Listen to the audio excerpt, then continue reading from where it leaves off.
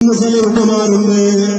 പണ്ടുകാലത്ത് നമ്മുടെ ഉമ്മമാരുടെ കൈകളിൽ തസ്ബീഹുമാലയായിരുന്നുവെങ്കിൽ ഇന്ന് നമ്മുടെ ഉമ്മമാരുടെ കയ്യിൽ എന്താ റിമോട്ട് കൺട്രോളാണ്. അവര് തസ്ബീഹുമാല മറിക്കുന്നതിന് പകരം ചാനലുകൾ മറിക്കുന്ന തിരക്കിലാണ്. അല്ലാഹു വെറുതെ വിടില്ല ഉമ്മ, അല്ല വെറുതെ വിടില്ല പെങ്ങളെ. അല്ല ഏറ്റവും ശ്രേഷ്ഠമാക്കി നിനക്ക് തന്ന സമയം അതാ കുറെ ചാനലുകാരും കുറെ സിനിമക്കാര് കുറെ സീരിയലുകാര് മുസ്ലിം സമുദായത്തിനെ നശിപ്പിക്കുന്നതിന് വേണ്ടി തോന്നിവാസങ്ങൾ കാണിച്ചു വിടുമ്പോ അതെല്ലാം കണ്ടുകൊണ്ട് കണ്ണുനീരൊഴുക്കാൻ എന്തിനാ പെങ്ങളെ നീ പോകുന്നത്, എന്തിനാ സഹോദരി നീ പോകുന്നത്? അല്ല നിന്നെ വെറുതെ വിടില്ല കേട്ടോ. അല്ലാഹയെ പേടിച്ച് ജീവിച്ചോ, തഖ്വയോടെ ജീവിച്ചോ, ഇഖ്ലാസോടെ ജീവിച്ചോ, എങ്കിലേ എനിക്കും നിങ്ങൾക്കും രക്ഷപ്പെടാൻ സാധിക്കുകയുള്ളൂ. മരണമെന്ന മാലാഖ നമ്മുടെ പിറകെയുണ്ട്. അൽ മൗതു അദ്നാ മിൻ സിറാഖിൽ അലിഹി സയ്യിദുനാ റസൂലുള്ളാഹ് സല്ലല്ലാഹു അലൈഹി വസല്ലം അവിടുന്ന് നബി തങ്ങൾ പറയുകയാണ്, അൽ മൗതു അദ്നാ മിൻ സിറാഖിൽ അലിഹി, മരണം നിന്റെ ചെരുപ്പിന്റെ വാറിനേക്കാളും നിന്നോടടുത്തിരിക്കുകയാണ്. അതുകൊണ്ട് സൂക്ഷിച്ചോ.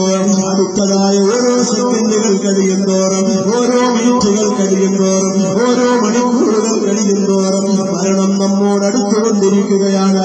നാം മരണത്തോടടുത്തുകൊണ്ടിരിക്കുകയാണ്. ആ ഒരു ചിന്തയോടെ, ആ ഒരു പേടിയോടെ ജീവിച്ചോ.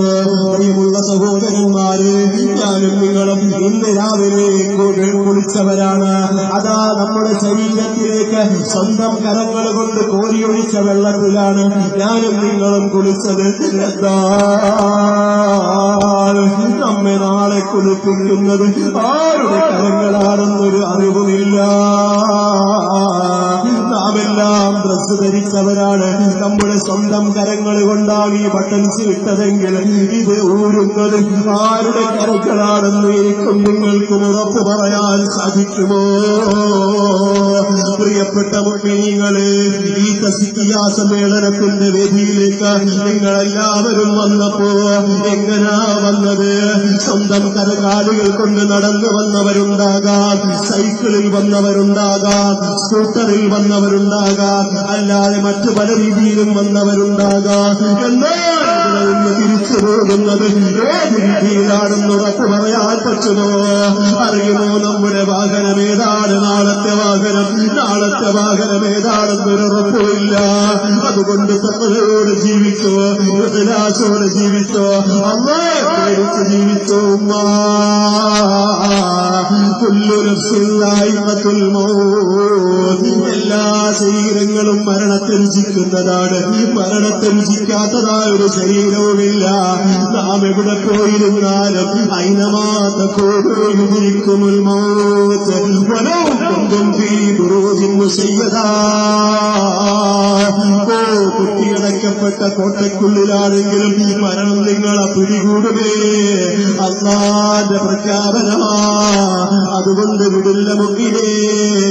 നിങ്ങൾക്കറിയില്ലേ, ഐ ചലഞ്ച് മൈദത്ത്, ഞാൻ എന്റെ മരണത്തെ വെല്ലുവിളിക്കുന്നു എന്ന് പറഞ്ഞ അമേരിക്കയുടെ മുൻ പ്രസിഡന്റായിരുന്ന ജോൺ എഫ് കെന്നഡി മരണത്തെ വെല്ലുവിളിച്ചിട്ട് ഈ നാട്ടിൽ ജീവിച്ചോ? ഇല്ല. അല്ലാഹു അവനെ തിരിച്ചു വിളിച്ചില്ലേ? അന റബ്ബുക്കുമുൽ അഅ്ല, ഞാനാണ് നിങ്ങളുടെ രക്ഷിതാക്കളെ ഏറ്റവും ഉന്നതൻ എന്ന് വീമ്പിളക്കിക്കൊണ്ട് നടന്ന ഫിർഔൻ ഈ ലോകത്തുണ്ടോ?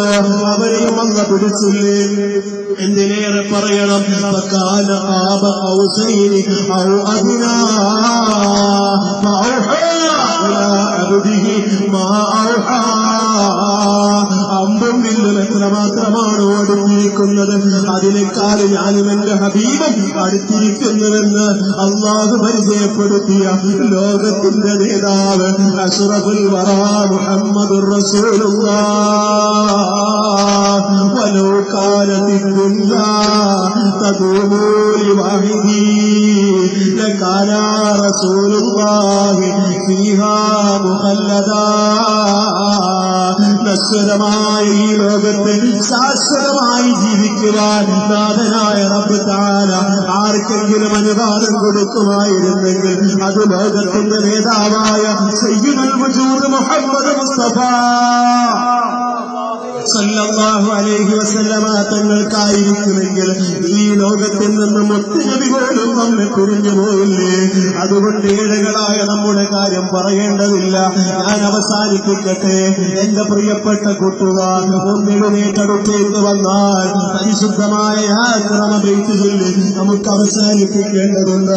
എല്ലാ മുസ്ലിംകളും എല്ലാ ചെറുപ്പക്കാരും അടുത്തേക്ക് വരണം. കഴിയുന്നവരൊക്കെ വരണം. അതാ പ്രായമുള്ളവരിലേക്ക് വരണമെന്നില്ല, ചെറുപ്പക്കാരൊക്കെ വരണം. അല്ലാഹു നമ്മുടെ മജ്‌ലിസ് സ്വീകരിക്കട്ടെ. അല്ലാഹുവിന്റെ അനുഗ്രഹങ്ങളെ ചർച്ച ചെയ്ത രീതി അല്ലാഹു സ്വീകരിക്കട്ടെ. അല്ലാഹു സ്വീകരിക്കട്ടെ. അല്ലാഹു സ്വീകരിക്കട്ടെ. ഇതുവഴി നമ്മുടെ ഹൃദയം ശുദ്ധിയാക്കണേ അല്ലാഹ്. ഇതുവഴി ഞങ്ങളുടെ കൽബുകളെ ശുദ്ധിയാക്കണേ അല്ലാഹ്. അറിയുമോ സയ്യിദുനാ ഉമറുൽ ഫാറൂഖ്? ആരാണ് സയ്യിദുനാ ഉമറുൽ ഫാറൂഖ്? 10 ദശലക്ഷത്തിലധികം വിസ്തീർണമുള്ള റോമാ സാമ്രാജ്യത്തേക്ക് നേതാവിറപ്പിച്ച സയ്യിദുനാ ഉമറുൽ ഫാറൂഖ് റളിയല്ലാഹു അൻഹു അതാ ഒരു പരിചാരകനെ നിശ്ചയിക്കുകയാണ്, ഒരു സേവകനെ നിശ്ചയിക്കുകയാണ്. എന്തിനു വേണ്ടിയാണ്? അതാ ഉമറുൽ ഫാറൂഖ് റളിയല്ലാഹു അൻഹു ഒരു പരിചാരകനെ നിശ്ചയിക്കുന്നത് എന്തിനു വേണ്ടിയാണ്? അതാ തനിക്ക് വെഞ്ചാമരം വീശിയാൻ വേണ്ടിയാണോ? അതാ മദീനയുടെ രാജാവ്, മദീനയുടെ ഖലീഫയായ എനിക്ക് കിരീടം വെച്ച് തരാനാണോ? വെഞ്ചാമരം വീശാനാണോ? പാദസേവ ചെയ്യാനാണോ? അല്ല, മറിച്ചെന്തിനു വേണ്ടിയാണ്? അതാ ഭരണകാര്യങ്ങൾ നടത്തിക്കൊണ്ടിരിക്കുന്ന സമയത്ത് എന്റെ മനസ്സിൽ നിന്ന് മരണത്തിന്റെ ചിന്തയൊന്ന് മാറിപ്പോയി കഴിഞ്ഞാൽ അതിടയ്ക്കിടയ്ക്കൊന്ന് ഓർമ്മപ്പെടുത്തണം. അതാണ് ആ സേവകന്റെ ഡ്യൂട്ടി, അതാണ് ആ സേവകന്റെ കടമ. ശമ്പളത്തിനാളെ നിശ്ചയിക്കുകയാണ് സയ്യിദുനാ ഉമറുൽ ഫാറൂഖ്. അങ്ങനെ അദ്ദേഹം അതാ ഉമർ റളിയല്ലാഹു അൻഹുവിനെ ഇടയ്ക്കിടയ്ക്ക് മരണത്തെക്കുറിച്ച് ഞാൻ ഓർമ്മപ്പെടുത്തിക്കൊണ്ടിരുന്നു. പ്രിയമുള്ള മുഅ്മിനീങ്ങളെ, അതാ ഒരു സമയം ഉമർ റളിയല്ലാഹു അൻഹു അവിടുത്തെ രാജസന്നിധിയിലേക്ക് ഇങ്ങനെ കടന്നു വരികയാണ്. ആ സമയത്ത് ആ സഹോദരൻ വന്നുകൊണ്ട് മഹാനായ ഉമറുൽ ഫാറൂഖ് തങ്ങളോട് പറയുന്നു, അല്ലയോ ഉമർ തങ്ങളെ, മരണത്തെക്കുറിച്ച് മറന്നുപോകല്ലേ. എപ്പോഴാണ് എവിടെ വെച്ചെങ്ങനെയാണെന്നറിയില്ല, ചിന്തിക്കണേ ഉമർ തങ്ങളെ എന്ന് പറയുമ്പോ സയ്യിദുനാ ഉമറുൽ ഫാറൂഖ് റളിയല്ലാഹു അൻഹു പറയുകയാണ്, ഓ സുഹൃത്തക്കാരാ, നീ എന്റെ മരണത്തെപ്പറ്റി ഓർമ്മിപ്പിക്കേണ്ട ആവശ്യമില്ല. ഇനി നിന്റെ സേവനത്തിന്റെ ആവശ്യം എനിക്കില്ല. ഇനി നിന്റെ ഓർമ്മപ്പെടുത്തലിന്റെ ആവശ്യം എനിക്കില്ല. ആ സഹോദരൻ എന്താളിക്കുകയാണ്, ചോദിക്കുന്നു, എന്താണ് തങ്ങളെ? അതാ ചരിത്രം വിശാലമാണ്, ചുരുക്കട്ടെ. അവിടുന്ന് സയ്യിദുനാ ഉമറുൽ ഫാറൂഖ് തങ്ങൾ പറയുകയാണ്,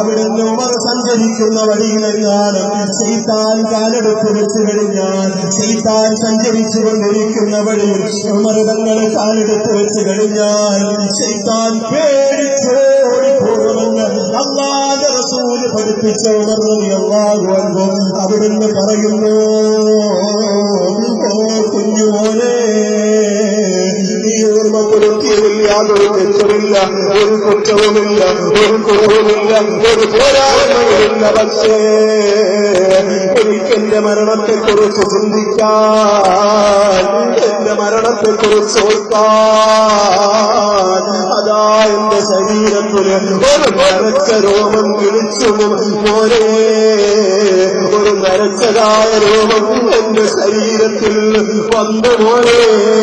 അതുകൊണ്ട് ആ ഒരു നരച്ച രോമം മതി എനിക്കെന്റെ മരണത്തെക്കുറിച്ച് ചിന്തിക്കാൻ, എനിക്കെന്റെ മരണത്തെക്കുറിച്ചും ആഖിറത്തിനെ കുറിച്ചും അല്ലാഹയെ കുറിച്ചും ചിന്തിക്കാൻ ആ ഒരു നരച്ച രോമം മതി എന്ന് പറഞ്ഞുവെങ്കിൽ, ഓ പ്രിയമുള്ള സഹോദരന്മാരെ, എന്റെയും നിങ്ങളുടെയും അവസ്ഥ എന്താണ്?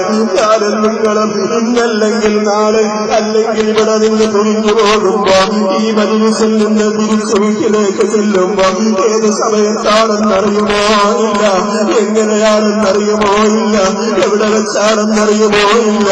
അല്ലാഹ് കാത്തുരക്ഷിക്കട്ടെ.